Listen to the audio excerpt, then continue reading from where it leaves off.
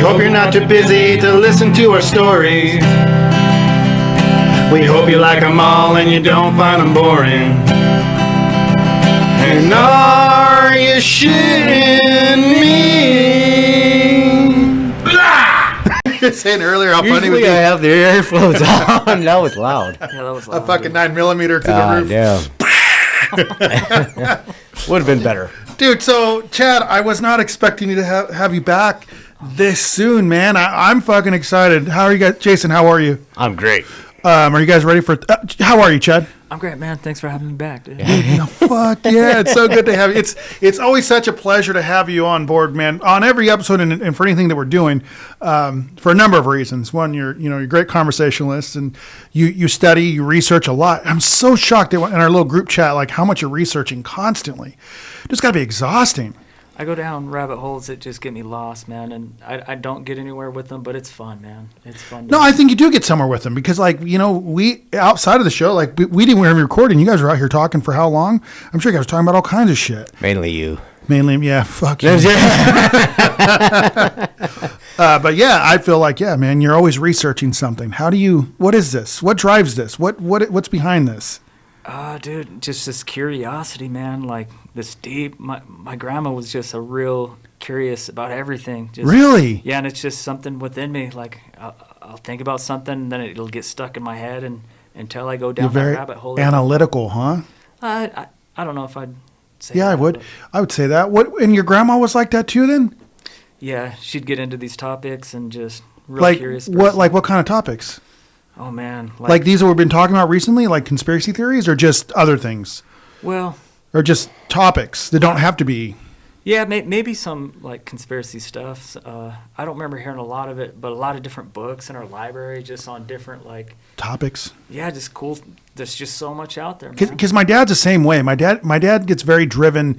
Books on World War II is a big thing. Maps of battlefields was a huge thing for my father, right? That's cool shit. Yeah, all day, dude. You can get lost. We're just talking about earlier, the Battle of the Bulge. That's fucking interesting shit, man. But right, so the reason I was bringing this up is because my dad's like that, and so I'm picturing your grandma. It doesn't necessarily have to mean that they're into conspiracy theories. They could just be they're just cultured people from that time. They're very cultured in that they read a lot of books and they would read and they'd get focused and dialed in on things. I mean, get into the battle maps, dude. That's actually really interesting because then you're studying the actual battle, right? And how they played out. Yeah, like World War II is probably one of the most best documented in terms of like maps because it was multiple countries. There were so many different countries involved in these countryside. It's changed geography. And the way they got the information out to the battlefield is fucking crazy. Compared to the technology we have now, I mean, God, you're really surprised. Anything got done. Yeah.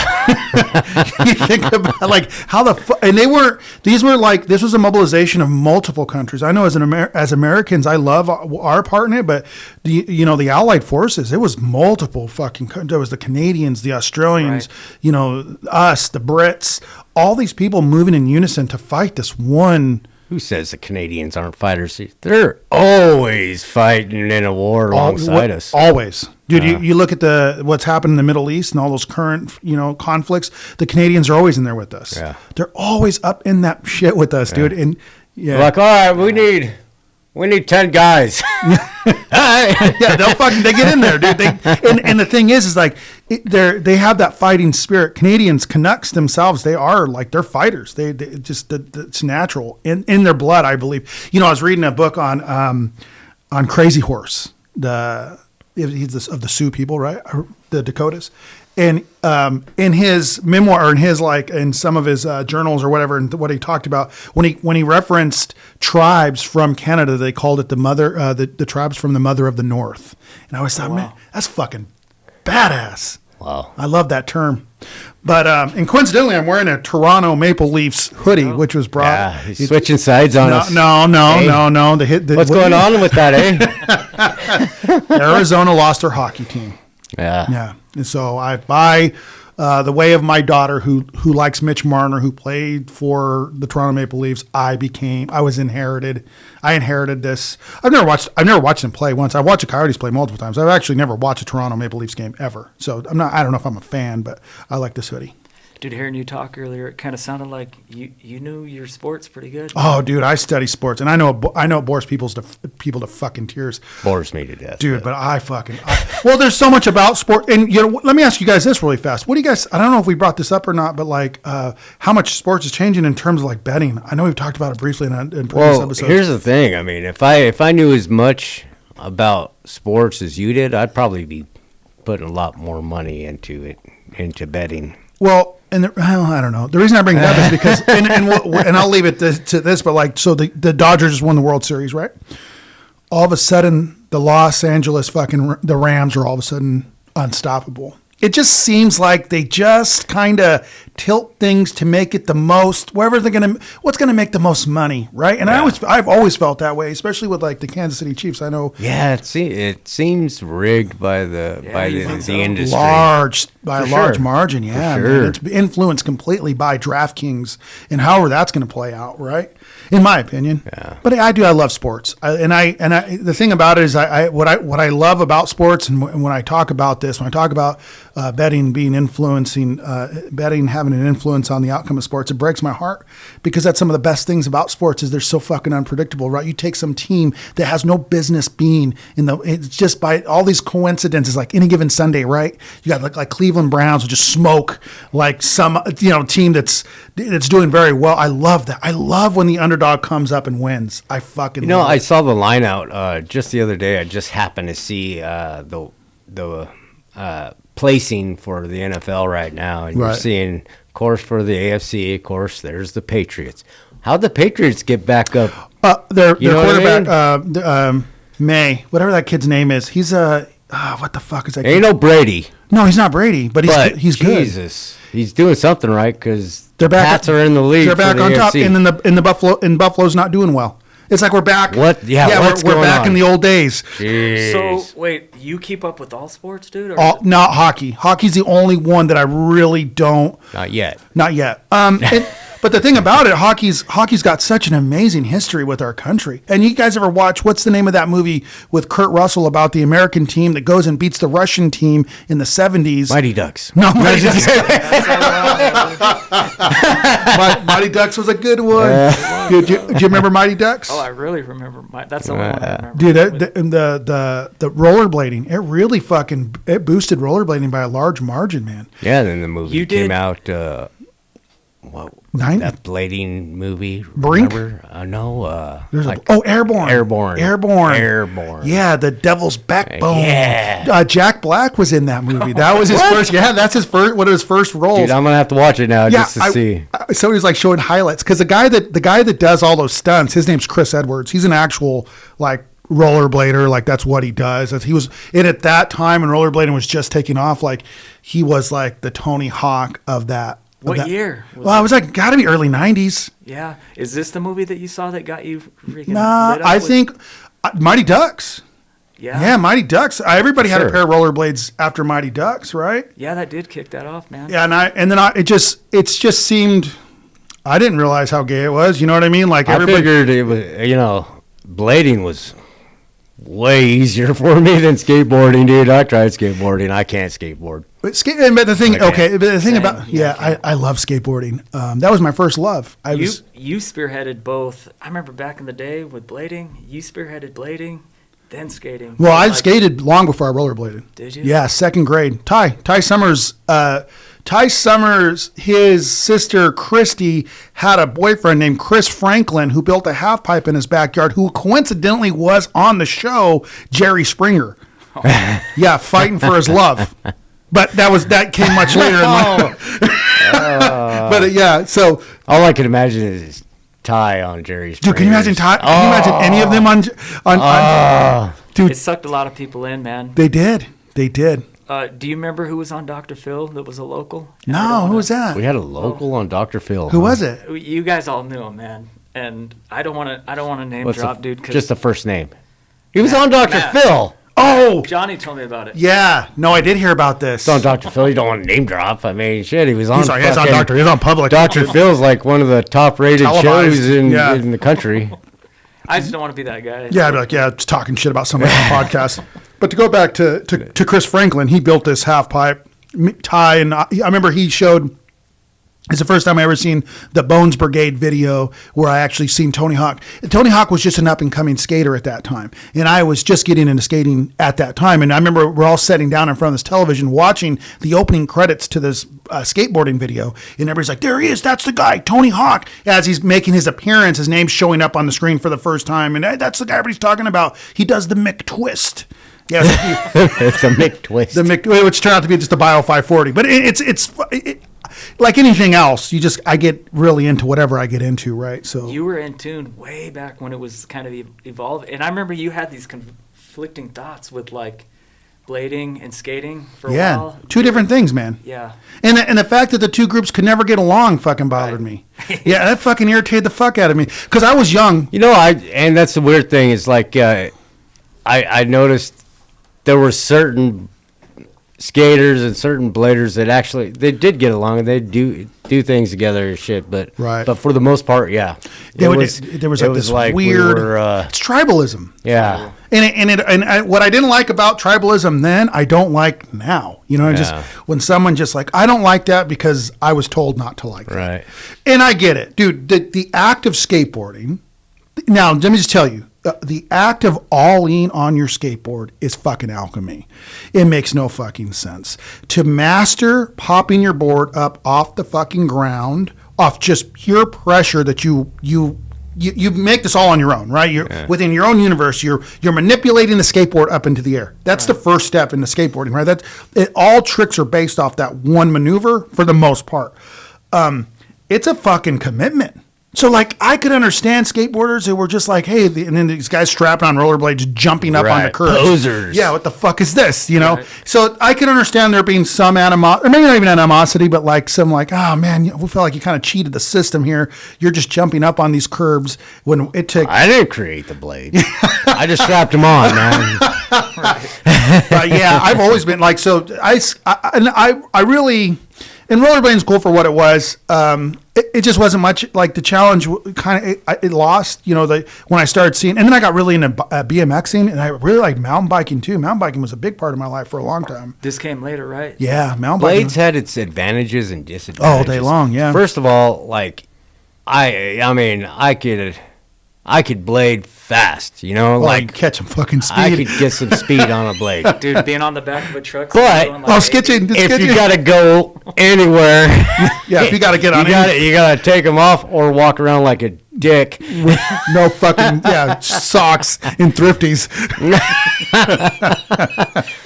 Yeah, but so it's funny that I wanted to ask you. I was just thinking about this as Mary and I were kind of getting prepared. I wanted to ask you guys your thoughts on how far out of hand do you think Christmas has gotten Oh, it's way out of hand, bud. by today's standards? I see Christmas as a mix between Christianity and paganism that meets in the middle and tries to please.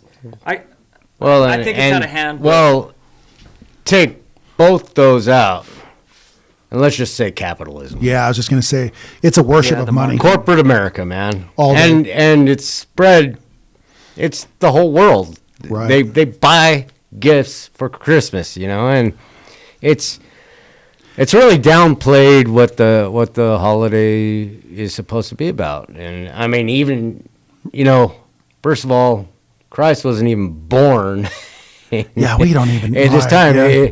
he was born more like June, July. Yeah, July, I think. There's some, I don't know. But- Sound like you know more than me, but I've always been told scholars or whoever, they say that it was more closer to spring or summer. Yeah. I heard it was like closer to Easter, and I don't know much about it either. But it certainly wasn't on this. It wasn't on Christmas. That we Yeah. can all agree on. Yeah. And yet, for some reason, we just go along with it and then just fucking stress ourselves the fuck out every year, which is crazy to think about. Like the fact that if this is based on a Christian philosophy, right, Christian ideology, like the fact that we're supposed to be spending time together and like celebrating this together, and Thanksgiving as well, right? This time of year, and instead we just stress ourselves on the ambulance. Right. This It's not was like the Three Kings came every year to give him gifts. You know what I mean? They came when he was born to give him gifts. That was it. One Never time. saw those kings again. right, and yet, we have to give our children. and not just our children, but our nephews, nieces, Our neighbors. Everybody's trying to keep our fucking Everybody's trying to keep up Not with me, this, buddy. And Not me. and I on the like I was gonna say, like on the ambulance, dude, this is the worst time of year because people just flat lose their fucking mind. Dude, the domestic violences I would see from people just lose their minds. They're trying to work overtime. They're trying to please everybody. And I would just tell people, man, hey, you really just need to sit down as a family and discuss this. I mean, there's getting some gifts, okay, for once a year thing is fine. I like to do that for birthdays. Right. Christmas, if I have to, I'm going to get them something they need. I don't care what they want. Right. I'm going to get them something that's useful. Right. That's a great approach. You know? Something simple and Right. Something- And we don't need to go way overboard, Right. but we do. But we Yeah, do. all do. We do. I would be lost without my annual underwear intake that I get every Christmas. Right, you wouldn't have underwear. Yeah, I would have underwear. dude. Right. Thank you, Christmas. Dude, I'm barely hanging on, dude. Socks That's and all underwear. I've been thinking about too. Is like I really actually hope I get some socks. Socks and underwear, dude. For dads, that's what we get, dude, and that's okay. Like that's okay. My daughter asked me, "What do you want for Christmas?" And I mean this. I'm not trying to sound like a pretentious piece of shit. I want a hug. Yeah. I want to know you're okay. I want to know. That's what I fucking want. I don't give a fuck about shit. I don't care about materialistic shit at all. It's like everything I want, I already really have. Yeah. You know what? You know why? It's because I'm an adult and I buy what I want. Right, all year round. Whenever I want. Right. I don't really have, and I feel like once you get to like a level, right? And I could bring this up. I'll bring this up, and I'm not going to get into great detail. But I lost my nephew to suicide in September, and it changed everything for me. It changed the way I see every fucking thing, dude. I mean, the way that how precious time is. It's by far the most precious commodity we fucking have. We have no idea how much of it we have. We just know we have it right now, right? And like, so nothing, dude, everything seems pretentious to me. And I don't know if I'm losing my goddamn mind. I feel like I'm going crazy. But like shit like Christmas means nothing to me. Means you're waking up spiritually. It sounds Yes, like. maybe. It opened my eyes. Like, maybe, losing him was hard. He's a really good kid, and he didn't deserve that shit at all. Yeah, he was loved by everybody. He was the most liked person I've ever met in my life, ever, dude. Anybody met that boy, they wanted to be around him. They wanted him on his team. He was the most talented skater I'd ever met in my fucking life. He picked up a skateboard and had it down. Wasn't afraid of nothing, dude. No, nothing. He was skating for a local skate shop less than a year after picking up a board for the first time. Yeah. Dude. I mean, and he was fucking cool as hell. His name's Matthew, and I'll say his name. His name is Matthew. Really fucking cool kid. And anywhere he went, like, 'cause he'd spend a lot of time downtown, he'd hang out with the homeless. He'd get to know him. And he'd come home and tell me, "Oh, I met this guy. He's a war vet." And this kid's fucking, he's like 13, 14 years old. He was really invested in these homeless people because that's who he was. And at some point, after he'd become a young man, the world had convinced him that it was too much. What kind of fucking world do we live in when you take such a bright talent and fucking grind, Well, and as big as the world is, it can seem small, real small. Right. Or too big. And that's where social media comes in, man. Like, yeah, social media, you can't just have a girlfriend anymore. Dude, you know? right. You just can't hang out. When I was dating my wife, I mean, we didn't have that. Cell phones back then were a flip phone, Right. and that was top of the line. I was breaking. That was Breaking news. I mean, she kept track of me with a pager while we were dating. She bought me a pager just so she could, hey, come, and I'd have to stop at a fucking payphone and call her. Hey, what's going on? I'm here at Thrifty's. Yeah. No It'll shit, take huh? me about an hour to walk to your place. Dude, that's how she kept tabs on you. Unless I got a ride, hitchhiking. But yeah, And I mean that was. And we were talking about this earlier in the living room, that like how social media, it's changed everything from like that. How we've talked about this on previous episodes. How like it really it festers in people's relationships. Do you think that this played a factor? And Matt? yeah. No, I think that for Matt, I think that it was just because he wasn't big on social media. I think that the world's just grinding us all down. I personally and I do believe that maybe there was some underlying mental health issues that were going unnoticed, because let's face that part too. As a society, we're failing each other horribly with diagnosing mental health issues like depression and anxiety, and they're trigger words for some people. Like, oh, fucking grow up and get a job, and dude, it's like that's not what this is. Like it's not a contest who can work themselves into the grave the fastest. Like that's how I feel. For my nephew, that's how I felt. I felt like he felt like. Well, okay, and then there's social media. Yeah, and then there's that. Then there's also like gamers. My son, I mean, both my sons pretty much gamers. You know Right. what I mean? But my oldest he's gaming when he's not sleeping or working. No I mean, shit. you know what I mean? You're right. So I mean, somebody, you know what that takes. First of all, that affects your mental psyche, because you're not getting out, you're not getting air, you're not getting Right. sun, and then you're having to listen to assholes, or you are the asshole or whatever. But it does affect your attitude and your thought on life. As a society, You know? we're really Right. failing that. Yeah. And I just want to add really quick for my nephew Matt. I'm not bringing him up as a point to try and fucking sell anything or anything like that. I miss my fucking nephew dearly. It's just pure love. In fact, I don't do well still. There just miss him too, sometimes I just cry, and I love him. So I wanted to just summarize that Matthew's name's not brought up for any point on this to push this show at all. I'm just bringing up. It's hard it's hard. It's a fucking really hard go. I love him. I love you, Matt, and you'll always be missed. But anyhow, you're right. So when it comes to things like that, where people right now, you're like these gaming is huge, right, in the world. It's so many people do it. The moment they wake up, they don't even live in this reality. They just get into these, put their fucking headphones on. That is their reality. Right. Got to see if my buddies are on right now, so we could go. What's the biggest game in that world? Is it Call of Duty or is it shit? There's Fortnite or?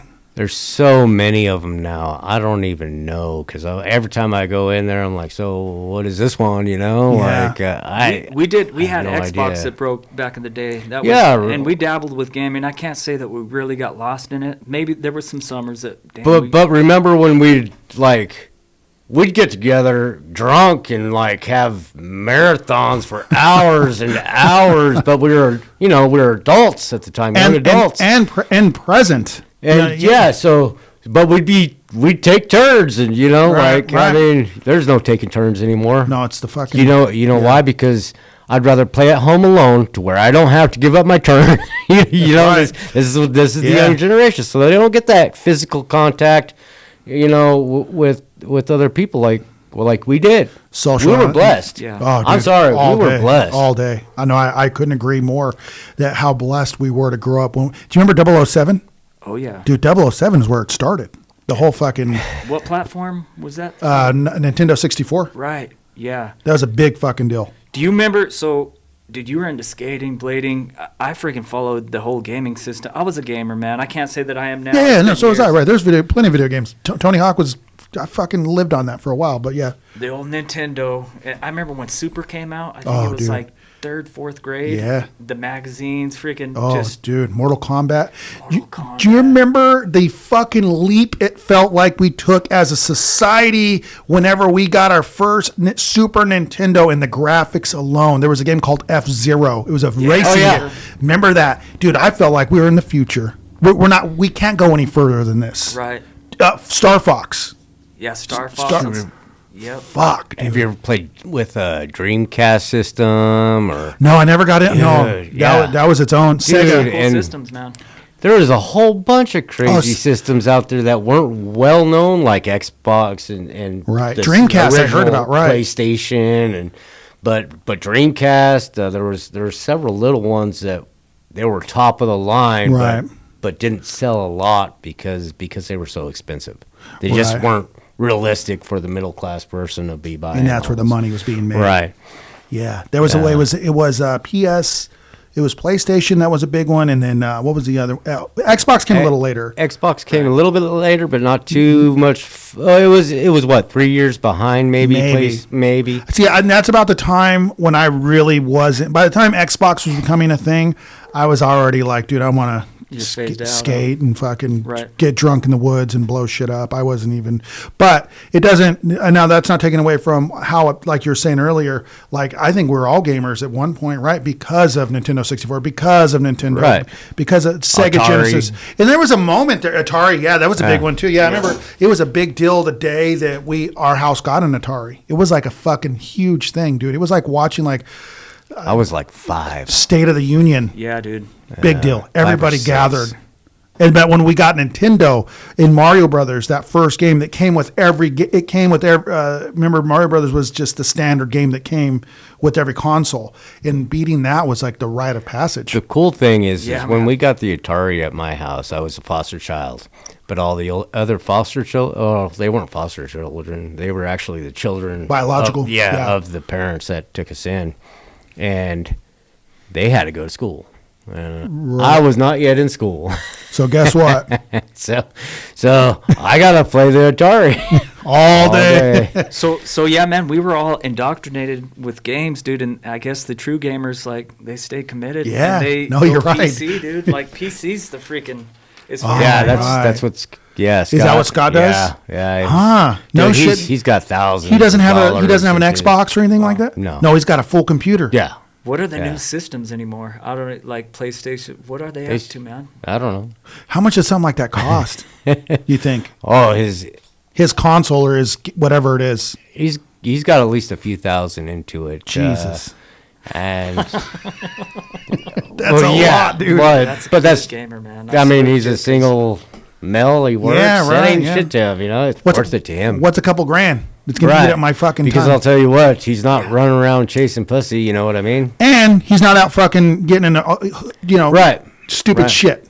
Buys a case of beer after work. Does he? Home, gets drunk. Throws on some social stores or whatever. I don't know what kids listen to these days. No, they're listening to their teammates and everybody's bitching. Yeah, and that's what I'm saying. People talk shit all day. And damn, can you imagine? And you're just being a vicious cycle. You're just being saturated in that. Like the whole time you're on your fucking. You could tell it affects his mood. Oh, really? You know what I mean? Someone's giving him shit. Yeah, sniping it, fucking taking him out.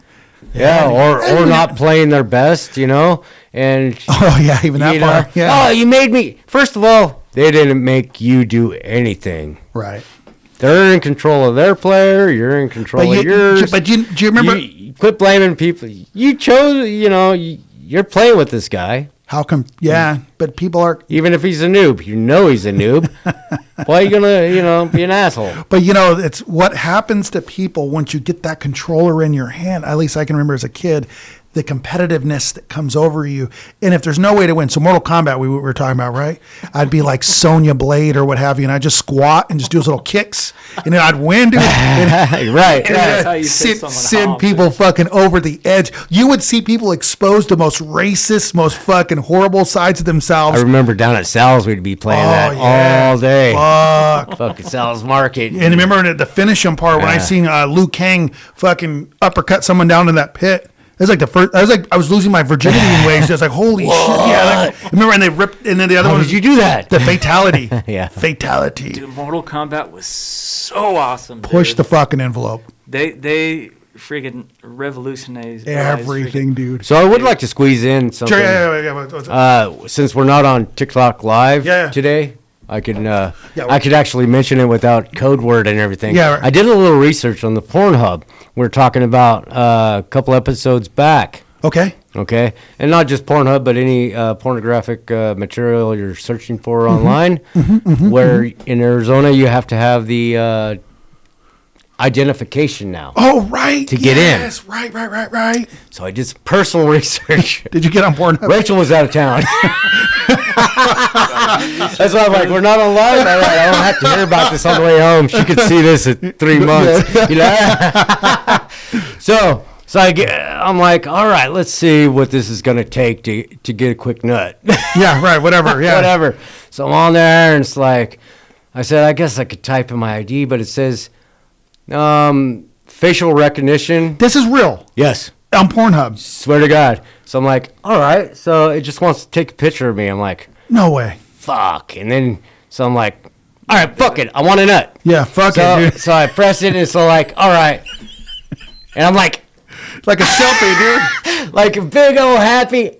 Yeah, You fuck know? it, dude. I'm already And in they're this. like, it's got to move closer to make sure you're not a robot and shit. I'm like, oh, man. Fuck. I'm like, so it's got a big old happy grin. Cheeseball I'm grin. like, yeah, I'm going to do it. You know what I mean? Yeah, you're already in it. So then, and I'm in. No way. Well, and yeah, so. So if I were to get on Pornhub right now on my phone, But there's a verification too. So you go through there's a separate site. It's a verification site. It sends you to that you have to put in your email, and then it emails you, and so you just go to the email, and Is this it new? gives you a code. Yeah, this is all new.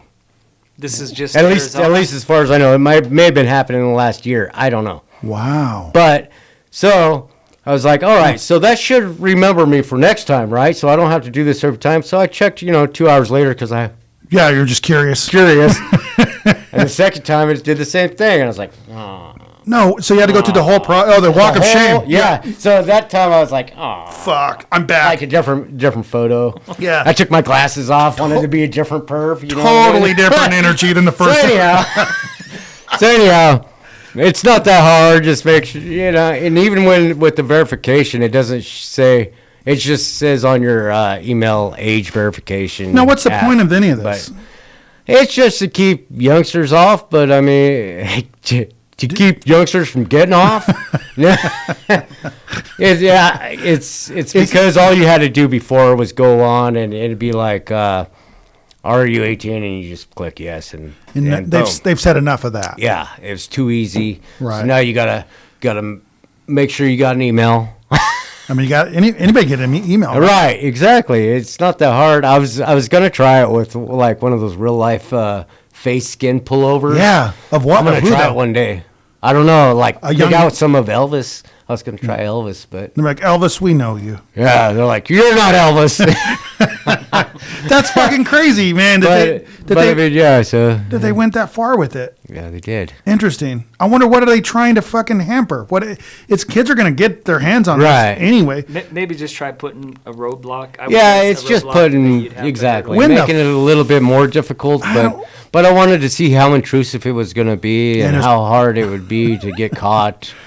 Because back in the day, you're looking up. I guess what? Yeah, I'm just that's and simple. search history always gets you. Parents always Every time. You mind how telling- the fuck I thought I erased that, but you never do. Yeah, it sticks. It's like it'll It's in stick. there. But my question is this though: so when the fuck did Pornhub get a moral compass? Like, what are they really? It's not the porn industry. It's the like states. state legislation. Oh, So I it's see not what just you're saying. Arizona, it's Texas. I see it's- what you're saying. Okay, It's that makes more sense. It's to a me. lot of red states, I'm pretty sure, and but they don't I give mean, a fuck either. They're just trying to wait. I'm sure there's got to be something involved. Right, but Money, always money. I was just really curious. I was like, well, so they're gonna have just a whole bunch of pictures of pervs Yeah, all over the Hey, place. and this is probably going on your permanent file, Forever. and how often you're doing it, and Right. like they didn't know already because they know your address on your phone. Oh, you know? yeah. As far Like as the going- government knows already. Yeah, man. Yeah. As No, far as you're going right. down that avenue, man, there's data centers where every single conversations we're having right now are. Oh yeah. Oh, yeah. It's Dude. all Yeah. No, for documented, sure. man. Oh, yeah. They already know the show before we publish it, man. They're listening to the whole thing. Everything. I guarantee. And they're probably pretty big fans. Yeah. I mean, they're listening a lot, I think. We send off lots of red flags. Yeah, a quarter of our listeners are probably just somebody up in an office who aren't, just making sure we're not fucking getting too crazy. I mean, but that was the first time I got on the hub since I heard about the new Yeah. law. So it's been months and months, and I'm like, I'm going to do it. yeah, fuck it. Let's see I'm this. going to do it. Put this to the Not test. like I got any pilgrim porn around, Pilgrim porn. Pilgrim porn. Fucking Fucking flipping through paperback. fucking paper and shit. I don't have it anymore. It's changed everything, dude. The Yeah. internet has changed everything. These kids will never know. Do you remember going through a tree fort, coming upon a tree fort and finding a bunch of fucking paperback, Pilgrim porn. Yeah, Pilgrim porn, man. Back in the day. Wow, dude. Yeah, fucking crazy, dude. And it's just for a young mind. I was raised in a Christian home. Like I don't know. And then like my buddy's like, check it out, dude. And full spread. I'm like, what the fuck? Whoa. Yeah, oh yeah. And like it did something to you inside. Does. Well, I guess if I knew at that moment I wasn't gay, I guess like right like. This is working. This is Wait a second. Only the penetration ones work. So maybe you're a little gay. Maybe a little gay. But I knew, like, I guess it helps, right, with identification. Like, well, at least, I'm not gay. Yeah. Something's happening, right? There's a reaction happening here.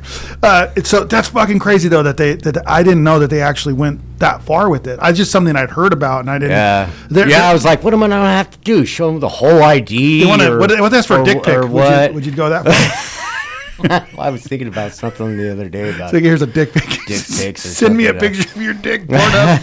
Dude, that would be too much, too far. So, but I heard that they were way harder on the British. Now they say in UK they got like it's the stipulations to watch porn's way more intense. Yeah. Yeah. Oh. But I hear that a lot's changing over there in England. So I don't know. Yeah, it's getting pretty bad over. From what I understand, yeah. But I learn all this, like we've said before, off TikTok. So what is real? I don't know. I don't know. This is what I've heard. So all I gotta do is have an email and a dick pic and a facial. The reality is, man, I think we all kind of are maybe not force-fed, but there's algorithms that are coming to us specifically that put us in this little domain, and they probably tribe us up. Oh, yeah. For sure. I think it's pretty unique what each person is kind of getting. No, you go on everybody's separate phone, dude, and you'll be like, wow, I never knew. Yeah, I didn't know. Everybody is so much different. Oh yeah, you like people and their signature. Digital signature shows it. Right, probably more than anything else. So if the government's looking for a specific kind of person for one of their tests or whatever, they could make you a test subject just based off what the information they have. Yeah, just on your phone. Start tracking you. People, and it's like you're saying though. I think we're kind of just glossing over here. It's just how really unique every individual person in the world is. Dude. Like, I think we forget that so quickly because I think that in a lot of ways we've been conditioned to kind of dehumanize one another. The moment that you don't agree with whatever I agree with or what I think, you become somewhat less of a human in the eyes of, and I'm not saying me specifically, but I'm saying in general. Like the way Republicans speak about Democrats and the way Democrats speak about Republicans right now is fucking so heartbreaking. It's childish. It's ridiculous. Damn, dude. It's childish, but I think it's funner than shit when some of them do it, dude. It's like you could either laugh or cry, and you might as well laugh, I guess. Just the way Trump trolls everybody makes me laugh, dude. The only reason I don't laugh about it is because it's our president. If it was like Charlie Kirk was I feel like, well, he's not our president. He's just some guy, and I'm like, damn, dude, our president's really digging deep on these guys. Like, it's just getting a reaction every single. And it's what he's after. But outside of that, outside of the tribalism that we speak of, right? Like outside of that, it makes us forget how fucking really unique and fucking interesting everybody is. Politics demolishes that. It does. It makes it cut. It makes it one side or the other. Right. Most people are freaking more aligned with each other than all day. Right. Both sides, and man. Politicians divide us all day. Yeah. Every day. Dude, but every chance they get. I don't regret. So like in my life, you guys have known I've been homeless before. I've been a wandering soul for a very long time. And dude, just simply talking to people from so many different walks of life and so many different stages of my life, man, I realized that, man, people are just so fucking interesting. Everybody's fucking interesting, man. And then the moment that they get into politics, I just lose a little bit of respect for them. A little bit, not a whole lot. I'm just saying, I'm like, damn, you just completely forfeited your personality, a part of your personality. Right. Now you got to play the game. You're right. Yeah. Yeah. They suck you in. Yeah. And maybe you don't even feel that way. Maybe you don't even feel that way about immigration. Maybe you don't, but you can't oppose the religion you've completely committed to at this point. Or maybe you don't even feel that way about the Second Amendment, but because first of all, you don't get elected unless you got rich people backing you all day. It was the last time we had like somebody that wasn't. I think the most honest elections around and anywhere in the country would be sheriff. Yeah, like maybe a little more locally. Would be a sheriff on that because local level. Even when it comes to your local township mayors, right, and whatnot, even they're going to be backed somewhat by somebody, a lobbyist now, of some sort. When it comes to being a sheriff, you could, First of all, nobody loves you anyways. The sheriff's is not. It's such you're a the hard only person in law enforcement that could be a felon and still be the sheriff. Really? Yes. You could be a felon because it's an elected position. Wow. That makes it so much more interesting to me. I thought about it one year. Maybe I'll run for sheriff. Dude, do it. It'd be awesome. I think the best cops. I think the best cops are people that have a history with the law. Yeah, man. If you know criminals, you are a criminal. There's a local gentleman, man, that we grew up with that freaking bucked the system and kind of went up against the old the sheriff, man. And like I said, I'm not here to name drop or act like I know a lot, but to me, that was amazing. Yeah. Yeah. I was hoping he'd win. Yeah, I was on board 100%. Like, damn, I got to ask you guys off the show who this is because I don't know. Oh, we went to school with him. Yeah. Oh, yeah. I had a sticker. Yeah. Yeah, man. Yeah. He had stickers everywhere, dude. I think I saw that everywhere. Absolutely rooting for that. Yeah, you're right. But I can't vote in this county, so sorry. So it didn't work out. Right. I voted for him. But you guys, I know this is kind of off the subject a little bit, but did you guys hear the story last summer about the camp host that got fucking shit-faced drunk and caused all kinds of shit? Yeah. Dude, isn't it? It's my favorite. I'm jealous. I'm fucking jealous that that's not my story. I fucking hate that I wasn't a part of that fucking. Have you heard the story? Where was this? Dude, did we not talk about this on? We talked about it on the episodes that aren't coming out. Yeah. Okay. Yeah, we must have, and if we told the story, I apologize. But there was maybe we did. Yeah, but you haven't heard the story about the guy, the camp host that got shit faced drunk. Well, what happened? They were having a fucking. This was Riggs. No, yeah, this is Riggs. Like, dude, the cathedral of Graham County, right? The holiest of holies. In the camp host up top. He's not a local. He's not from here, but there was a bachelor party that was happening. At how Riggs got that big area, right? And they were fucking. There's a bunch of group. Imagine like some copper miners. Just fucking Morgan Wallen chugging tequila, having a good time. No women. It's a bachelor party, right? Fucking off. You would imagine what our situation would be like, right? Get pretty rowdy.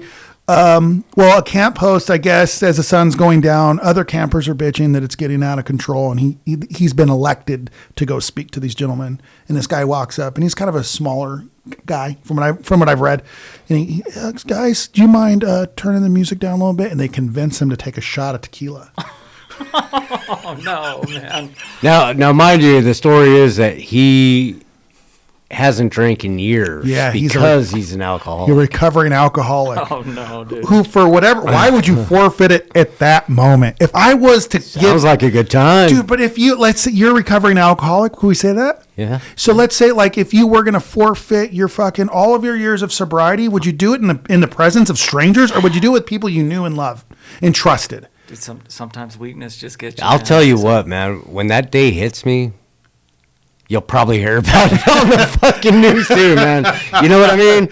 Yeah, like, pull a Rob Martin. I'll go back to what I used to do, and my trouble. My brain probably can't handle it at like the amount. Maybe like drink. buck down to your underwear, fucking getting pulled over in front of Triangle Liquor is what I'm picturing. Kind of like Rob Martin. Remember, he shit his pants and he got pulled over. After running in an intersection and T-boning somebody. Yeah, don't do that. Don't do that. So this guy, he's now has a shot of tequila, like Jason was saying, he's a recovering alcoholic. He probably shouldn't have been in that situation, but he was. And so he took 2 shots. Then 3, then 4. Now he was becoming a liability to the party because I imagine he's probably pissing his pants and crying to George Strait, like shit. I would, you know what I mean, like getting out of control. Yeah. It just became a weight. Well, liability into the bachelor party. They were no longer probably having any fun with this guy. No, they're drunk. like, fuck, dude, we just made a problem for ourselves. Right. And then and country music and liquor is a tire fire. You know, like, dude, it will cause an issue. Like, if I'm super drunk and I hear some mopey ass country, dude, I'm there. I'm for it. I'm crying, smoking. You know, it's not me. And I imagine this guy's probably somewhere along that lines. Like, he's probably been sober for so long, and he's just back in the throes, dude. Fuck it. Fuck it. I'm never going to have this moment again to hang out with these cool guys. Fucking chugging tequila. Well, they were like, dude, you're getting a little out of control. We're going to take you back to your fucking to your camper, right? Well, I guess prior to any of this even happening, he'd had a dog there with him, as most camp hosts do. And the dog had gotten out and had been fucking harassing some people. Well, he was losing his sobriety at this fucking party. So they're trying to bring him back to his camp trailer, and they're an off-duty Maricopa County police officer who was off-duty approaches him like, hey man, your dog, it's kind of fucking harassing me and my family here. And this guy's like, fuck you. I imagine probably saying the most absurd shit because he's not himself, right? He's under the fucking spell of booze and country music. You fucking pig. Well, it's shit starts to. Do you remember did he pull a gun out? Who pulled the gun out? Oh no. I think he went, They took his, because he had a sidearm, I think. Right. And one of the guys that were dragging him back to his trailer actually took it from him because But he brandished another one somehow. Yeah, so after that, he went back into his trailer. Came back. And he had several guns. And he just started shooting out of his trailer. And people were like diving behind rocks and fucking, tables. Dude. I'm like, dude, what the I couldn't have been here for this. Right. Like, dude, god damn it, I missed this. And that is my campsite. And that would have been, we would have been right there. Front and center. Yeah. I'd have been like, what's going on over here? Awesome. Fuck. I'd probably have taken a bullet to the eye. Of course, you would have probably had all your kids there. So, yeah, it'd have been a little scarier. So it would have been different. But it'd have been a story to tell. Me, I probably would have rushed it. Just go get in there, fucking right. I'm gonna get them. Get some free guns at it. I mean, if you see you're an opportunist. Yeah. You see a situation like some guy losing his mind. And there's all these guns available. Yeah, my guns now. Yes, my 9mm. Yeah. Can't prove it's not. Yeah, they can. Yeah, they can. You gotta catch me first. Yeah, now you become a problem. Oh, I'm just fuck, dude. Could you imagine how much shit you'd get in for breaking into a crime scene to steal guns? probably doing him a favor, maybe. But the guy didn't. He coincidentally didn't fucking hit a single person. Thank the Lord. And they tackled him, and they arrested him. The authorities actually show up, and they take him down to the drunk tank down here in town, and he loses his job, as you would imagine. The dog had to go to the pound. Yeah. So I mean, all these resources. First of all, you got ambulance, sheriff, right? The animal control, all going up the mountain. Probably the most peaceful, best job too. Man. Just being up there chilling. Oh yeah, that's my dream job. Honestly, that's my dream job to do. That was Rachel's mom's dream job when she retired. She wanted to camp host. Be camp host for national parks all through the country. And Can you imagine how many neat people you'd meet just as a camp host? Dude, people traveling all over. I mean, I've met so many different camp hosts. So a lot of them are kind of that little far out. Yeah, there's some interesting characters. They're interesting. Alone, yeah, it's part of the gig, a little bit. And why would you even want that job? You're not, you know what I mean? Unless you were that kind of person, right? Yeah. The only kind of people that want to be out in the woods among strangers are people who are a little out there. Right. I'm one of those. Right. Like I would all day. In a controlled environment, I don't want to be a camp host like at I don't know, at Ozfest or whatever some Country Thunder, some uncontrolled Country Thunder camp host. Dude, I was actually security for freaking Country Jam, dude. No shit. Some of the most idiotic, drunken nonsense cowboys, buffoonery. Great. What's Country Jam? Is that not the same as Country Thunder? This one was up in Colorado, dude. Oh, okay. It's its own version of it. Yeah, it's just the Colorado. Where was it at in Colorado? Dude, it's kind of by the border on the western slope, like right there. So it was actually a huge, like, close to Nevada? They had people coming from, Utah, dude. People, mostly a lot of California people coming. Oh, wait, did you say Colorado or Yeah, did Colorado. you? Oh, okay. Yeah. So it'd be Utah. Okay. So let me. What year was this? Dude, this was 2003. I did it a couple years. How the fuck did you get a job? What happened? Dude, so it was. How have I never heard this story? 23, He's the it young was- fucking pup. 22. It was Job Corps. The whole. Job Corps. I was going to ask you about yeah, Job man. Corps. Yeah, sorry. Go ahead. That's what it was, man. They just took the staff and a lot of like kind of the better qualified, or you had to be on good You. behavior. It's okay to fucking Did you gas say yourself. security? What did you say? What job? Security. You were security. Security, yeah, vest and everything. Nice. for the Tackle, dude. country I jamboree. could see Chad. Yeah, absolutely. You're the most athletic person I've ever met in my life 100 times over. And don't fucking act surprised because fuck that. But at any rate, Dude, some of these, dude, for a couple of years they had this, man, and some really cool country singers, man. I wasn't real into country, but it kind of got me into it. Like, dude, I'm going to see Toby Keith or Keith Chesney or Toby George Keith. Strait. Oh, dude. George Strait was there. Big name. God dude. damn. Chris Ledoux, Jesus. dude. Like, Chris Ledoux was there. Dude, am I saying his name right? I Chris don't even know. Ledoux. Yeah, man. Ledoux. Dude, I could give you a list of just some bangers, dude. What? You got to see these guys live? Dude, For free. He got was there. paid. Wait, Sticks? They had rock bands that would show Styx. up. Dude, Lone Star made fun of them, dude. Like on the screen before, like dude, they pissed off a lot of Stick fans. Dude, the Sticks are amazing. Right? I love the Sticks.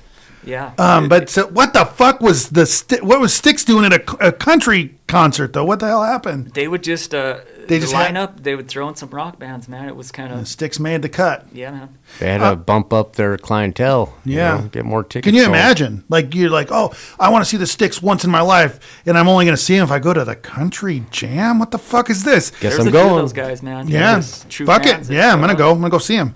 And then you're just really kind of what you're doing at that point is you are cultivating a fucking situation to where, Sticks fans are getting pissed. Fuck you guys. They got rowdy, man. So what did you? So what? So it's a 2003. I'm assuming this is summertime. July, June, July time. Damn. When was it? June? Yeah, around that time. It was before we went on summer break they called it leave, man. We'd go for a couple weeks. We had a leave it was really military structured, man, and it was perfect. The center, Colburn Job Corps would volunteer to do these things and help out, man. None of us got paid, dude. We just went and did security. You didn't get paid for this? No, dude. It was cool, man. Like, Did they give you food? Can I ask you yeah. a few questions about Job Corps? Sure, man.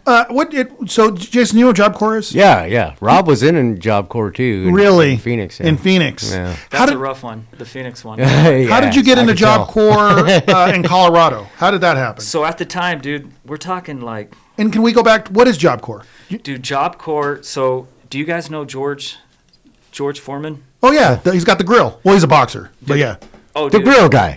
He went to Job Corps and they helped mold him into who he was. No And- shit. Oh yeah, man. This So guy George was- Foreman's a product of Job Corps. He's a product of Job Corps, and all these staff members would let you know. He's like the main. The poster child. Yeah, man. And there would be. It helped me out a lot. Yeah, no dude, shit. It's for troubled youth. You're coming from a broken home, or you can't afford college. Dude, there's so many perks. So what would they? So would they help you get your GED or high school diploma? What would it be? What would be the? So when you go in, you do 1 week trade. You get into the trade crafts. You pick a trade, and then the next week is school, and you shoot for your GED. So if you get terminated, which a lot of people did, there's some characters that went there, man. Yeah. Some crazy shit that went down, and I would have from been inner terminated. cities, from Immediately. Denver Probably and- why I never got Oh, man. the opportunity. So would you? It was wild. So you said it was like military structured. So you'd be like you and how many people? Like you guys would be like up in tents or like a dorm or a barrack. dormitory. And so this one it was on the western slope. It was about 45 minutes from Grand Junction. Damn, beautiful. Beautiful. guys up in had the mountains. curfews and everything. Curfews, Yeah. strict as hell. 2 male dorms and 2 female. I was just dorms. going to ask. Now this is co-ed, right? A lot of pregnancies, I would imagine. Oh yeah. Oh, a yeah. lot of people meeting their wives there, man. And Miracle baby. Right. yeah, it was cool, man. It changed my life and a lot of people, dude. I have a connection, some brothers I stay in contact with, and we go back to that. We're like, damn, dude, like What a we talk- time. Yeah. Dude, some of the staff members, I mean, just some. Can I ask you some really- questions about usage? brother. So let me ask, did you experiment with any drugs during that time? So they were pretty damn strict, dude. Yeah? They took dude that was smoking cannabis in the morning. They caught him.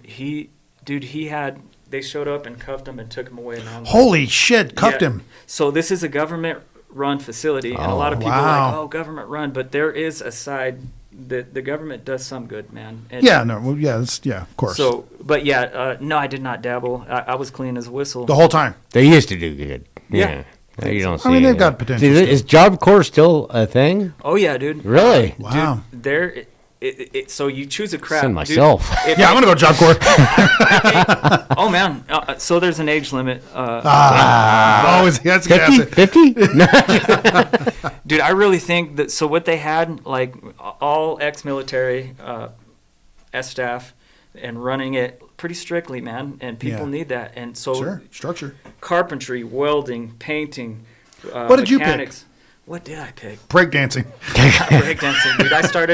I started a little Probably club there, carpentry. dude. Yeah, a little crew, a little b-boy Dude, crew. a little dance floor. Make myself a dance floor. That's what I'm gonna do right now. So It was cool, man. How long? What is this Job Corps? Is this like? What's the curriculum look like? Is it a 4-year program, 2-year What is this? What? So there's a limit, and so what you get paid government allowance, dude. So every week you get friggin' allowance paid by taxpayers. How much? So you can buy. It just depends. It wasn't a lot, man. It was enough to just buy for like food and basics. shit, I mean, huh? yeah, there's the cafeteria, but you can buy some things. They had clothing allowances every couple of months. Yeah. It was a phenomenal program with kids that didn't have a lot of options. Right. Troubled kids. There was a lot of kids coming from group homes. So the ones from what I've heard, the ones here in Arizona aren't the greatest. There's some centers out there that are run really well, just like anything else, man. Well, Yeah. dude, if I had an opportunity to do something Depends like on that, management, I'm for gonna sure. like. Okay, for instance, I was homeless, right? I knew I was gonna be homeless. There's no fucking way I'm gonna be homeless in Phoenix or Tucson. Fuck that. I went to San Diego. It seems like to make the most sense. If I was gonna go to Job Corps, it wouldn't be in Arizona because it's hot here. Like I know they're not gonna have Job Corps in Flagstaff. You know what I mean? They're not gonna have Job Corps in the best places that the state has to offer. They're gonna have it in some shitty place like Apache Junction, or I would imagine. I don't know. So if I'm gonna go Job Corps, I'm gonna go to Colorado like you did. But did you get to make that choice? Was that like a decision for you? So we knew the director, man. Who did? He was a friend Who's of the we? family. Oh, your family knew. Like, Okay. Yeah, the whole familia, dude. Old Familia. Gov Aker, bro, and he got me and my brother in. Kind of. It was like he pushed the process to get us in, and we needed it. My brother got into welding, and to this day, my brother's Still, an amazing he's welder. fucking killing it. Oh, Yeah, yeah, man. Aaron. Yeah. Fucking badass dude.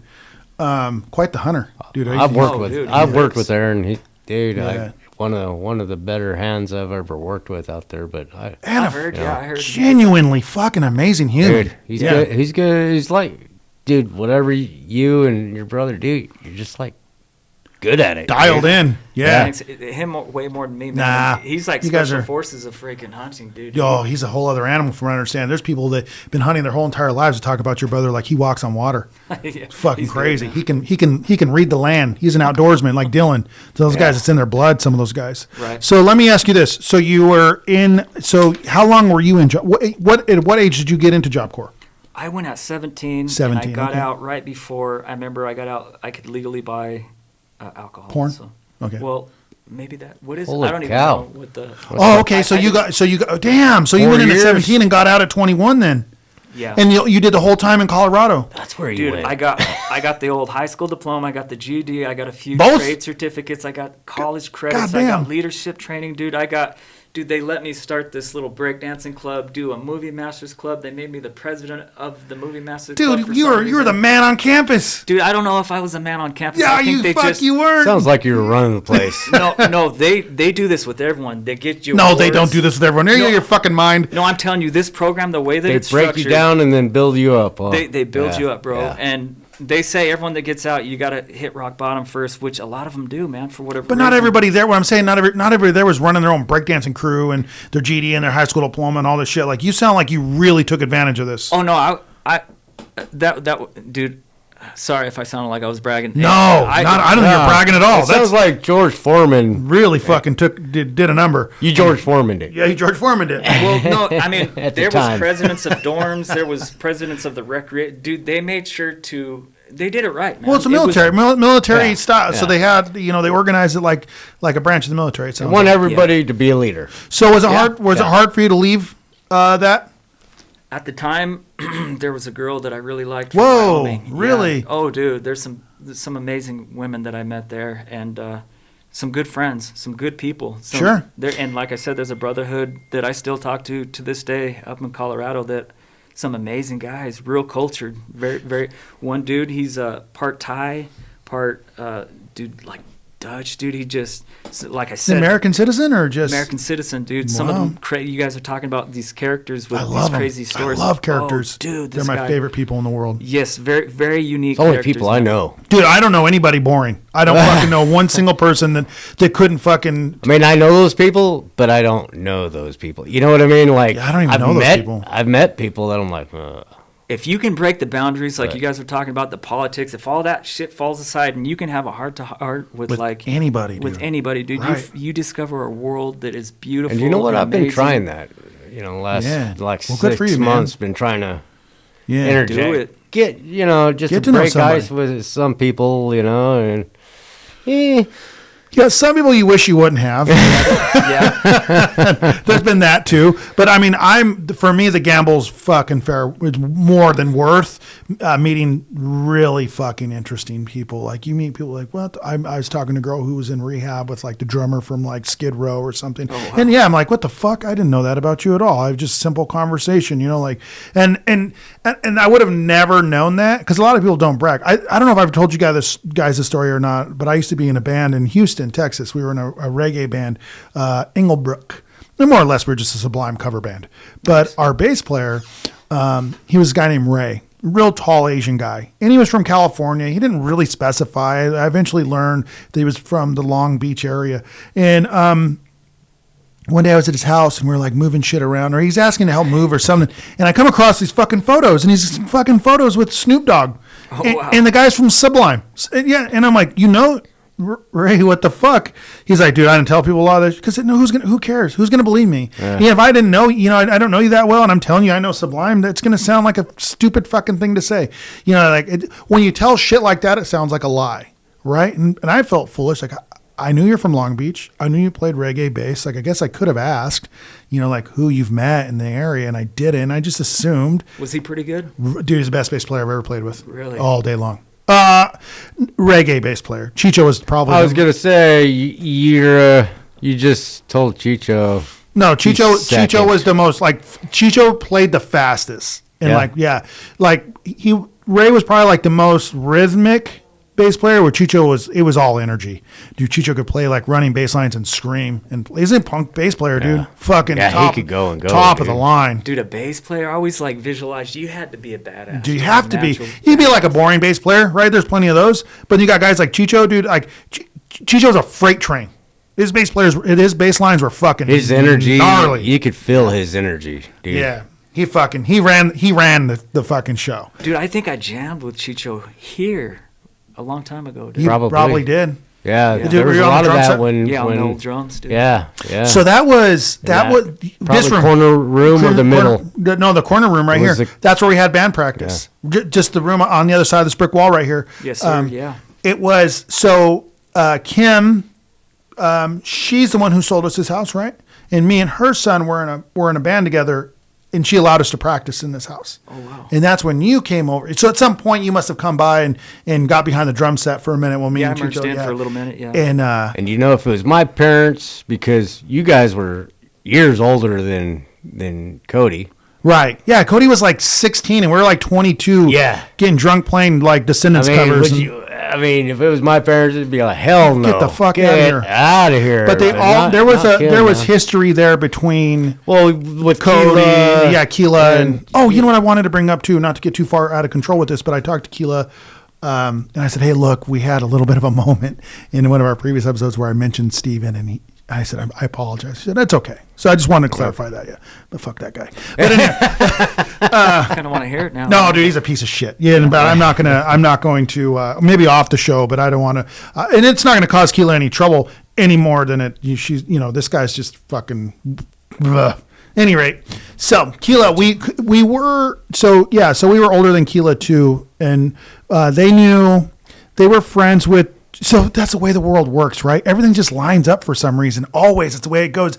The world is these Venn diagrams that are. Kim knew you from years before in school. I mean, yeah, but not like that level. Right. The level in which we decided that we were all going to be in a band together was that Cody was a drummer, and You needed a drummer. We needed a drummer, and his mom knew Tony Ray's mother, and Tony Ray was married to Chicho, who was because Chicho and we were a bass guitar duo for a long time.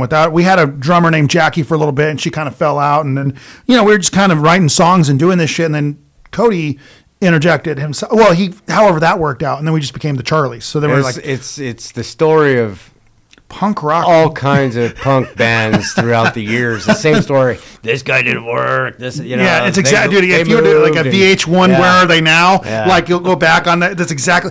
We practiced in a fucking shed out in San Jose called the Layer. Yeah, Dude, you remember the Layer? Yeah, dude. And it wasn't much bigger than this, and it was just covered in fucking band posters and stickers, and dude, we jam out there for fucking hours. Dude. I remember I was your guys' biggest fan for a while. A long time. It felt like it at least. I was like, let me manage you. I know nothing about management, but I will manage you. You guys are going. Yeah, and you guys were good. I don't know why.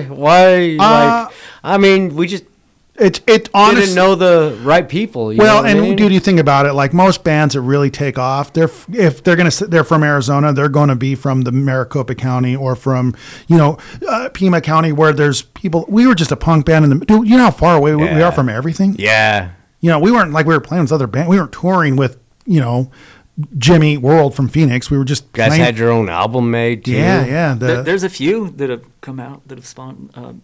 Come out of Gila Valley, man. Bands? Musicians. Oh yeah, a lot of good musicians. It's something in the water. I don't know what it is about this area, but we're violent and we're good at fucking music. Like, you think about how many, and I'm not saying we're violent like as in like we're a bunch of fucking loose cannons, but you think about how many we're stand your ground county all day long, dude. It's crazy to think, like, I don't know. Whenever I lived in other places and I would talk to people, and we've had this conversation on the show before too, but I'd meet people like anywhere, and I'd start talking about my childhood with people, like let's say from Oregon. I'm with my new partner on the ambulance, and we're getting to know each other. I'm like, yeah. Then we were in this bar fight, and this dude got stabbed, and they beat him, and he's like, Jesus Christ. Are you serious? This is your childhood? I was like, yeah, no, dude. Yeah, when I was a kid, we were a wild bunch, dude. Sleeping going out in the woods and sleeping. Wars and yeah, exactly. And I thought that was fucking normal. Like I thought everybody lived their life like that. And it's not until you move away do you realize, like, damn, dude, we were kind of. We're pretty out of control. we were out of control. I didn't know what story crosses my mind sometimes, and I don't know if we've told the story on the show or not. But the time, whenever you were there, dude, remember we got all drunk in my parents' house, and we were all shirtless, and we're all drawing dicks on each other. And then the next day we went over to Smith's. There's some girl Smith was talking to in his Ford Falcon. We're young, dude. We're 16 years old. And so we're I remember this. Yeah, we all put our clothes, we're clothed. We go to this girl's house, and then she kicks us the fuck. You guys are out of, it's like, it's not even noon. This is why he was in that program, by the way. Oh, most likely. Stories like this. You guys. Dude. I remember like that woman, or that lady's mom was so honest to me. She's like, you boys need the Lord. Like, it's not even noon, and you guys are chugging vodka and like taking your fucking shirt. Like, who are you guys? Are a tribe of fucking hooligans. And we left, and we lost control of Smith's car, and we ramped off a fucking bridge into a ditch, and the fire department had to come and get us, and they cut off our clothes, and we got all these dicks drawn all over our bodies, dude. These fucking guys are like, who the fuck are these guys? But that's just one of many stories that I think about our child, and I think like, dude, when I didn't know that we were out of control. I thought we were just, dude, it's just normal. I thought we were just being normal kids. Yeah, you didn't tell me it was normal to be that out of control. Totally thought it was normal, man. To fucking get drunk and run around, push the envelope every day, dude. How the fuck nobody died really? Like at that early of an age, it blows my mind, dude. I think about how careless we were in so many different. And let's just take booze out of it for a second. We've talked about this on the show before too. But all the dry ice, the explosives alone didn't claim a single life somehow, dude. We were safe. No, not even a little bit, dude. Not even a fuck. Dude, I've had dry bombs go off the second I've thrown them before, dude. Like, just waited too long. And it's like, holy shit, dude, that was a close one. Dude, you Count lost all your fucking fingers. God damn. I remember, I don't know if I've told this story on the show or not, but my introduction to fucking dry ice bombs with Ryan Barnes' dad. He was drunk as hell. He said, "You boys know how to make a dry ice bomb?" And he just showed us, middle of the day, showed us how to make a dry... Dude, and we were like, the bomb never actually went off in his presence. So we didn't really understand the power. Right. And dude, We just threw it and left, and it just didn't go off. And we were throwing it at one another, dude. Oh, shit. Fucking went off. It blew out the neighbor's window. Bro, I remember there was a phase when I was on my way to go up to Job Corps. Like, I would come over to these visits, dude. Smith was always here. There was Crumb, Adam. Oh, yeah, Johnny was here. Pancakes. Oh, dude. Pancake. What, who else? Dude, so these were the guys that were usually Johnny? Did you say Johnny? Johnny. You said John. Who's John? Johnny. Oh, John. Oh, dude. And he was around some of the times, but dude, some of the shit. I remember there was some big ass fucking these rockets that you guys were just lighting in the yard, and they were going and fucking chasing these neighbors. I saw like these little kids running like they were like it was a war zone. Dude, I seen like.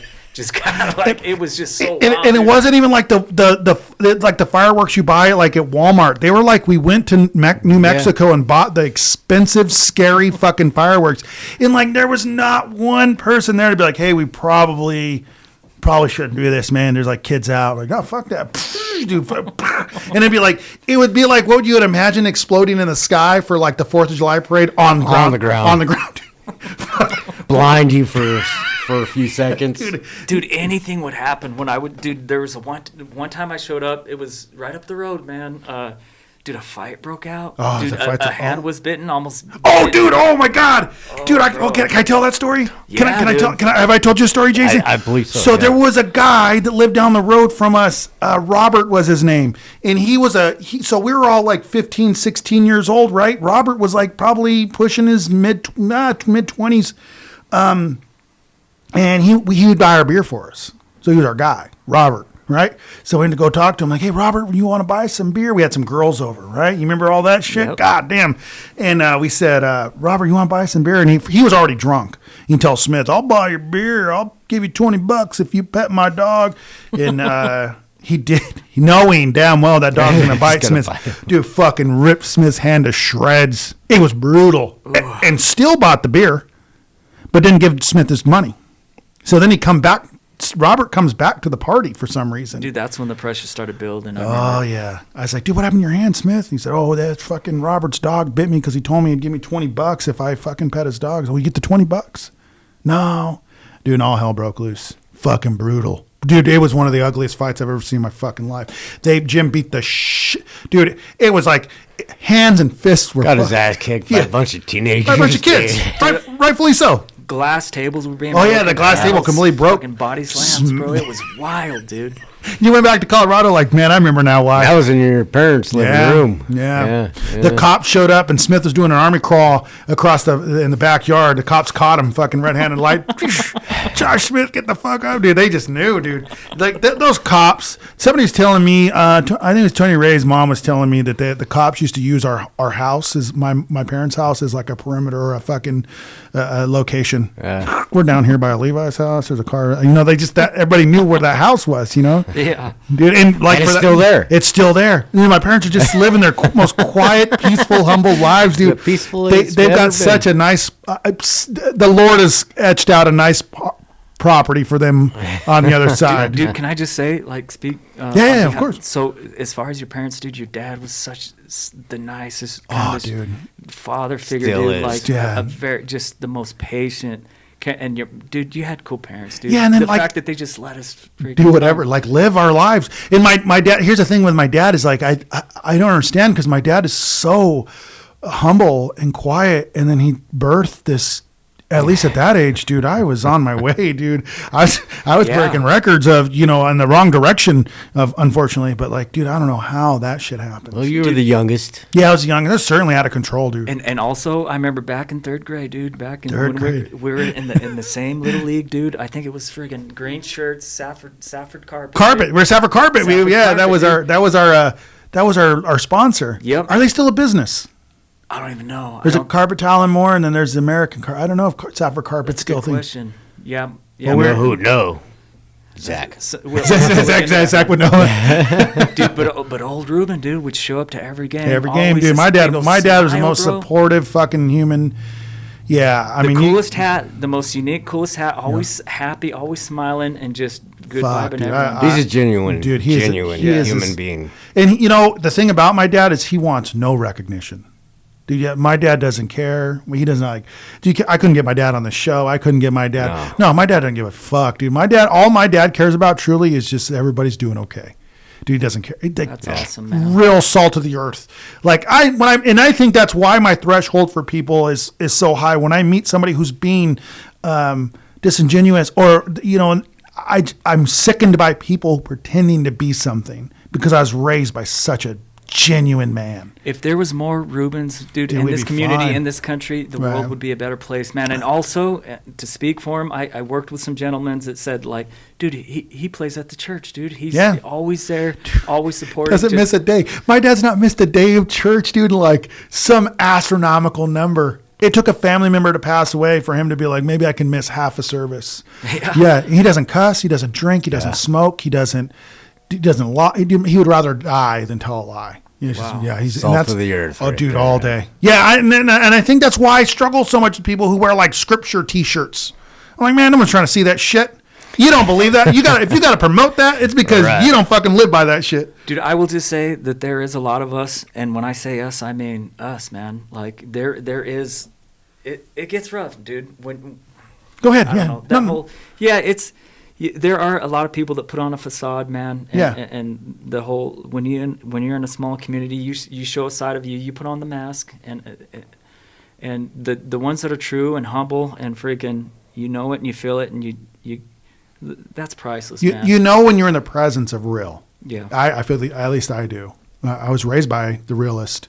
So like I know when I'm in the presence. But in the same token, I also know when I'm in the presence of the fakest. Yeah. And it's those little things, dude. For me, it's those little things like, and I'm not trying to bash anybody's religion because I identify as a Christian. I do, but I'm probably not the best Christian, but I do identify as a Christian. That's my belief, right? Right on, when I see people wearing scripture T-shirts, it does something to me. I think, why are you promoting this? Why in scripture on your shirt? Why not promote it in your life? In your day-to-day activity. We need to start printing out like Old Testament scripture. Eye for an eye. That really shows some fucking true colors, dude. But coming out with the "Are You Shitting Me" merchandise, dude. Biblical merchandise. On behalf of those, the judgy ones and the fake ones, man. Like one who's kind of been in that position and has to walk a freaking fine line, dude. It is rough, and it felt like the harder you tried, the more. Are you talking about in terms of your own face? On behalf of those that... You don't wear scripture T-shirts, do you? Well, no, I'm just saying, like, I know exactly what you mean, man. And some of the most judgy, like... Oh, dude, yeah. Like the worst of them... Dude, are the ones that are judging the hardest. And are the ones that are going to church every Sunday. That does not mean you're a good person, dude. No, like, I would just say... No, yeah. Showing up it doesn't make you a saint. No. But maybe it means you need it the most, and you know it, and so that's why you're there. Yeah. I can get on board with that. That is well said. Yeah, absolutely. I can get on board. Seriously, maybe that's why they're there. Yeah. And I feel like, and I'm by no means do I have anything figured out. I hope I'm not giving off that vibe. I do. What I have figured out is that truly, like, you're only as good as you treat people. It's that simple. Yeah. Dude, that's my philosophy in life. I don't care how many hours you spent in church. I don't care about any of that. How nice are you to your neighbor? Well, that's the thing is, you be good to your friends, and that's one thing. Being a decent human being to a complete stranger, that's where it's at. Powerful. Right. Fuck your friends. Fuck those guys. Those guys suck. So does everybody else, and they also need kindness. No, everybody needs kindness. Yeah. I think majority of people are good, man. I do too. This whole thing that we're being pushed, this whole agenda, freaking pit us against each other. It's false, man. Like I said, there's a lot of unsung heroes in the community. People doing good under the freaking And there are those that want to get up and freaking get up on their pedestal, dude. Yeah, And, look at me. Look how patriarchal I am. Yep, there's always those ones. Look how much of a humanitarian I am. And there are these two sides that are just, in truth is, I think you can be both a humanitarian, patriotic person, because I feel like I am. I love my country. I love being American, but I also love people. And not just American people, but all kinds of people. These imaginary borders, like all that shit means nothing to me. You know, that's just my opinion. I don't know, but I'm also not trying to campaign to get anybody else to think like me. And for the sake of this conversation, really, like I said, I'll go back to it. I don't care. So long as how well do you treat people? That's the way I'm gonna judge you, right? I don't give a fuck what you drive. I don't care how much you make. That's the other thing too. To go back to that for a second, that everything's money driven. Like all of a sudden, your worth is back down to what your title is and how much money you make. I don't know when the fuck that happened, but it's crazy. It is crazy, this whole new generation. I mean, they're consumed by it All day. Like, you don't make money, so you're not even worth the fuck. Worth even talking to. You know, it's and how well money. It's paper. It's paper, man. It's a balance game I haven't figured out. And those that have acquired a lot and are still amazing people. Yeah, that's cool too. Yeah, that's cool, man. But I mean, if that's your main focus, if you can make that kind of money, like you said, sorry, I didn't mean to cut you off, but if you can make that kind of money and still remain humble, dude, well, those are the best people all day. Because I mean, charitable. really, the best people are the best rich people are the ones that get rich, so they can live their life. Actually, yeah. Right? Okay. They're not living their life to get rich. See, richer. They want peace. They want peace. They want solitude. Stability. They want, but they want to do what they want to do. They don't want the fame. They just need the money so they can live peacefully. Can live the way they want to live. Left the fuck alone. Right. I figure, and like I said, I don't have it figured out, and like we were talking about earlier, man, like within a group, within a community, within a society, within like friends, family, if you're lifting someone up and you're genuinely like trying to help them, dude, it's that person gets lifted up and they're at this level. They're going to reach down and help you up, man. It's a trickle down system. Yeah. It should be. Yeah. And we've lost that. And we've lost it in a lot of ways. And I don't mean just... I don't think we've lost it. I think we've been robbed of it. We lose sight of it a lot. Yeah, 100%. Yeah, we've been robbed. Spot on. Yeah. We've been robbed of it. And it's like, it's kind of, for whatever reason, like frowned upon to be and it's wild to me. Like I don't fucking stand where we are. If I were to wake up today, and it was 10 years ago, this would make more sense than whatever the fuck's happening right now to me. I don't get society. I become more and more checked out every fucking day. When I open, and it's like, guys, got Mark Kelly who's like campaigning, Trump, what he's doing to me, and look what I'm a soldier, and then you got Trump, well, fuck Miss Piggy or whatever and everybody. I feel like this is just a reality fucking show, dude. I don't I can't. Piggy. Yeah, hush piggy. I'm like, yeah, that's our president. You know what I mean? And I'm just, I don't find the humor in it. I'm not finding the humor in any of it. I don't like either of it. And it feels like we live on this existence of just pure politics. That statement right there reminds me of a grandfather talking to one of his great grandchildren and grandchildren. Come on, piggy. I didn't like it, but I didn't. I didn't like it because I don't like Trump. I don't like it because it was Republican. I don't like that. I don't like anybody talking down to anybody publicly. I think it's weird. I think it's strange. I think the words are so fucking powerful, and we should be treating each other with respect and saying to the fucking reporter, it's your job and it's your responsibility to ask these questions. And if you're just being divisive and fucking weird, well then fuck you too. You're just causing issues too. Right. Everybody needs to chill in my opinion, chill the fuck out. Maybe, yeah, man, I agree. And to circle back, dude, to kind of what we were talking about earlier, maybe this is a big cause why people are wanting to opt out, man, get their ticket the fuck out of here, because this world is so fucking it's madness. Twisted. Right. Yeah. And the suicide rate is fucking astronomical, dude. It's astronomical. It like the rate at which people are, and I'm not trying to fucking, but male. Yeah, it is fucking crazy. Yeah.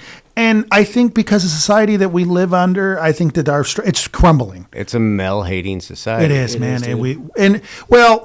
It is, but I also think that whatever the expectations for men have become unreasonable. Look, how the cost of living is so fucking high. Yeah. And we're expected to fucking provide that. What kind of man are you? You can't, Yeah, and Christmas, you can't make six fucking figures. Thanksgiving, and then everything costs so fucking much. Yeah. And then materialism is fucking more rampant now than ever. Your kids don't have the nicest fucking shoes, so you're not, dude. We're out of fucking control. Way out of control, dude. I love, and I'm just you look at and that's the you go back to the tax system. Oh, yeah. We pay more. We make less money than the slaves that built the pyramids. They weren't really slaves. Not all of them. I mean, some of them. There's some that were slaves, of course, but the people that were actually, they would get paid and they'd be taxed, but their tax is like it was like, right, 80 times less than what we're getting taxed now. If you break it down, we're getting taxed. It's insane. And we're living with this. And both sides do it. Yeah. Both sides are responsible. And they what they do is they try and convince you that whenever Republicans in office, that it's the Democrats that are doing it. When Democrats in office, it's when truth is both parties are fucking doing it. Yeah, man. So, I mean, it is this. You're absolutely right. It is that. These problems have been addressed. I mean, we're all countless times. Yeah, dude. What is the solution? The solution. You know what? I didn't mean to answer you so quickly, but you know what? I think living peacefully isn't honored enough. I don't think it's celebrated enough. I think that just simply your participation and not participating is enough, dude. Like, we're having this conversation, right? We're not gonna be able to change the fucking world with the podcast tonight, right? So, yeah, we're cognizant of it. So make those changes. So instead of fucking being hard on yourself, Chad, Jason, myself, like let's walk out of this the bear paw and just make a declaration that I'm not going to be upset with myself because I'm not going to partake in the fucking. It's got to start somewhere, right? You got to start with you. I think everybody's trying to figure out the world's problems. That's all you can do. Right. Start with you. But everybody has to do them. Yeah. Everyone has to work on themselves. That's where it starts. And everybody wants. Everybody's always in everybody else's business. All day. And it goes back to social media. just stay the fuck out of it. Yeah, no, seriously. Stay the fuck out of everyone's... because everybody's on their path to enlightenment, right? We're all just trying to learn. I mean, if you don't want anybody knowing anything about you, don't post it. Yeah, shut the fuck up. It starts with you. No, it really does. You only give people ammunition if you choose to. No, you're right. 100%. And we're all guilty of allowing this to get to where it's gotten. I mean, everybody's got blood on their hands. We getting low on time there. Yeah, we are. I just wanted to. I was burning some wood this morning in my wood stove in the house because it was chilly, and I was burning up some mulberry that old Zach helped me cut down springtime. Yeah, beginning of spring. Nice. But I was like, man, this doesn't burn as nice as the mesquite does, you know? And I've got mesquite everywhere, but I was burning wood I got, and so it made me think. It was like, well, how hard, like the hardness of a wood is always been, sought after for a millennial or so for woodwork and durability, right. So I was like, well, how what is the hardest wood? And mesquite for North America is the hardest. Is it really? There's only one other that out hardens mesquite in the North America, and that's down in it's ironwood, black ironwood, and it's grown in Florida, but it's pretty low, because they almost drove it to extinct, like the redwoods and shit. Yeah. But so it is fourth in the world. Mesquite. Yes. I'll be damned, dude. Wow. So a little more respect for our mesquite out there, man. We've been waging war on mesquites for the past 3 months out there in Bowie, turning this raw desert into farmland. Yeah. And mesquites are they're stubborn, huh? Oh, bro, we have these massive excavators that you have to freaking dig trenches around to dig these suckers up. Yeah. Have you ever seen a mesquite table? Like the table? It's I'm gonna get one for us, dude. It is fucking beautiful. And I'll tell you, I know where I could get the slabs. The slab, I was gonna say. Yeah, that's the word I was. But to get mesquite that thick, like that thick enough to make a table out of. Dude, it's beautiful. Go out to Bowie, dude. There's Well, plenty of it. well, Is it really? Right Oh, there, bro, right big there where I live. Hey, you know what I was gonna say? Oh yeah. Because you got a bunch right there. Yeah, and my rattlesnake. neighbor, Yeah. he started curing some about 3 No years ago. Shit. 2-inch thick slabs of mesquite, and I'm gonna try to get one off them. Yeah, do it, man. I'm gonna see what it's gonna Build us take. a nice little table. Yeah. I was gonna make the suggestion before we wrap this up. You were talking about your video production. Was it H8? What? ICQ Productions. ICQ production. Infinity Camp Quest Productions. This is awesome, man. Thank you. Have you ever considered maybe just making like a short little documentary about our podcast for you to promote? I'd love to, man. Because your camera work's amazing. Not that we have like this tremendous, successful podcast, but we did start this from scratch. I think you'd make a really good documentary. I like seeing all of your work. Dude, Which suggestion? You give me the green light, dude. Yeah, well, you we'll got get it. Underway, man. There's your green light right there. Chad, we love you. Thank you, likewise, man. Man, thanks for coming on the show. Thanks for And letting me come back. two episodes back to back, dude. Our listeners are going to He be. speaks for both of us now. Jason, do you love Chad? Of course I do. And Brothers till the end. till the end, baby, till the fucking end. Hell yeah. Next episode, we'll have Brandon Angel on. Brandon is going to come down. He studies the Bible. I got a lot of questions for him. Yeah, that's gonna be That'd be that's cool. gonna be very interesting. I love it. And here's the thing. I love people that are devoted to their spirituality and to their beliefs and to like whatever their religion is. If they're truly devoted to it, it's amazing. It truly is an act. It's an act of faith. So between now and then, because I don't read much, Right. I barely get to halfway through Genesis, and I have to restart. Yeah, every the time I Bible's hard get to back. read too. So yeah, I'm gonna get a lot of questions built up for them. Yeah, I've got some going I'm already. gonna grill them. Dude, you guys want to get into the Bible, dude? Chosen, bro. Watch the Chosen series. I watched. Oh The yeah, Chosen I've been hearing about this Chosen. But here's the thing about Brandon, our guest that's coming up next. Brandon, he's studied the Bible enough to where he actually started his own congregation. Oh wow. Yeah, I mean and on top of that, he's a super bright guy, super friendly, amazing human. But yeah, so I want to talk about that briefly. Chad, again, thank you so much for coming on, Jason. This is a very random episode. We didn't even expect to. Random, and I think it turned out really well. me Yeah, too. dude, this was fun. Love you guys. We'll see you guys next time. All right. All right. See ya.